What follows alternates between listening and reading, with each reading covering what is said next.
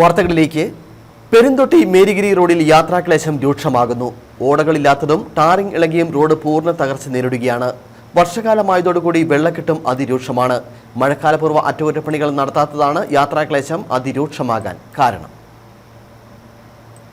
വാത്തിക്കുടി പഞ്ചായത്തിൽപ്പെടുന്ന പെരുന്തൊട്ടിയിൽ കുമരകം കമ്പം സംസ്ഥാന പാതയിൽ നിന്നും ചന്ദനക്കവല വഴി മേരിഗിരിക്കുള്ള PWD റോഡാണ് തകർച്ച നേരിടുന്നത്.